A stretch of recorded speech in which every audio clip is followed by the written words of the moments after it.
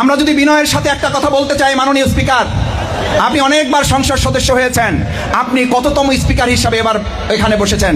মাননীয় সংসদ সদস্যগণ যদি পাল্টা প্রশ্ন করে অপরিপক্ক কিছু সংসদ সদস্য এসেছে, এটা যদি আপনি বলতে পারেন, তাহলে কোনো সংসদ সদস্য তো চাইলে এটাও বলতে পারবে ভবিষ্যতে যে অপরিপক্ক কোনো স্পিকারের পাল্লায়ও এই বাংলাদেশ পড়েছে কিনা।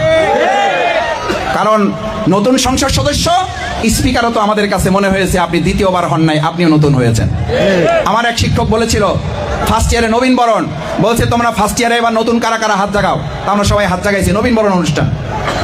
এবার উনি হাত জাগাবার বলছে এই পৃথিবীতে তোমরা প্রথম কে কে আসছো। তা আমরা একটু অবাক হয়েছি যে প্রথম আসছে কারা, তার পরের প্রস্তুত হবে দ্বিতীয়বার আসছে কারা, এটা জিজ্ঞেস করবে। বলছে পৃথিবীতে প্রথম কারা আসছো তারা হাত জাগাও। আমরা সবাই হাত জাগাইছি, আমরা তো প্রথম, এর আগে তো আর কোনোদিন আসি নাই। তখন উনি একটা গুরুত্বপূর্ণ প্রশ্ন করেছেন, যদি এইটা ঠিক হয়ে থাকে তাহলে নবীন কিসের? বিশ্ববিদ্যালয়ে ভর্তি হয়েছে, এখন থেকে তোমাকে মনে করতে হবে এই বিশ্ববিদ্যালয়ে তুমি ছাত্র না, এই বিশ্ববিদ্যালয়ে একসময় তুমি ভাইস চ্যান্সেলর হওয়ার যোগ্যতা তুমি অর্জন করতে পারবা, এই সাহস দিয়ে তোমাকে চলতে হবে। সুতরাং নতুন পুরাণের বক্তব্য এর আগে আমরা শুনেছি, হাঁটুর বয়সী ছেলেরা কি করতে পারে? হাঁটুর বয়সের ছেলেরাই তো ফ্যাসিবাদ মুক্ত বাংলাদেশ দিয়েছে। আজকে একই সুরে যদি আবার এই কথা বলা হয় অপরিপক্ক জাতীয় মাননীয় সংসদ সদস্য, এইটা সংসদ সদস্য না, এইটা দেশবাসী ভোটারদেরকে লাঞ্ছিত এবং তাদেরকে অপমানিত করা হয়। কারণ তারা জেনে বুঝেই তাদের পবিত্র আমানতের মাধ্যমে তারা একজন সংসদ সদস্য, তাদের জনপ্রতিনিধি তারা বাছাই করেছেন। সুতরাং আমি আপনাদের কাছে এটা বলছি এই জন্য, আমরা সবাই মিলে বাংলাদেশের কথা যদি বলি, তাহলে তো সবাই মিলেই আমাদেরকে বাংলাদেশের বিভিন্ন জায়গায়, বিভিন্ন প্রশাসনে, বিভিন্ন ক্ষেত্রে আমরা লক্ষ্য করছি চাঁদাবাজির ক্ষেত্রে কোনো প্রশাসন ভূমিকা পালন করলে তাকে ওএসডি করে ফেলা হচ্ছে, দেখেছেন আপনারা।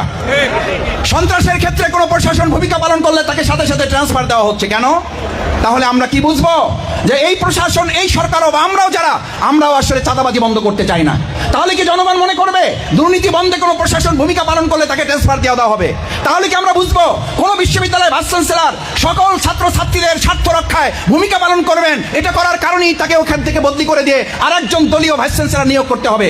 এটা কি আমাদের বাংলাদেশের জন্য এই চেহারা, এই ইতিহাস, এই ঐতিহ্যকে আমরা পরিবর্তন করতে পারবো না? এই জায়গা থেকে কি আমরা নিজেদেরকে বের করে নিয়ে আসতে পারবো না? এটার জন্যই তো বৈষম্যের বিরুদ্ধে তো আন্দোলন হলো 2024-এর জুলাই আগস্টে। আমি আজকে আপনাদের বিবেকের কাছে প্রশ্নগুলো রাখলাম, আমি সমালোচনার জন্য কিংবা সরকারের বর্তমান পদক্ষেপকে সামনে রেখে বলছি না। আমি বলছি 2024-এর জুলাই আগস্টের গণ অভ্যুত্থানে আমাদের ছাত্র জনতার যে সবচেয়ে বড় দাবি ছিল কোটা না মেধা। কি ছিল? মেধা যদি হয় তাহলে মেধার ক্ষেত্রে আমাদের বাংলাদেশের বর্তমান সরকার এবং আমরা সবাই মিলে এই ক্ষেত্রে ভূমিকা পালন করলেই কেবল বাংলাদেশটা সামনের দিকে এগিয়ে নিয়ে যাবে।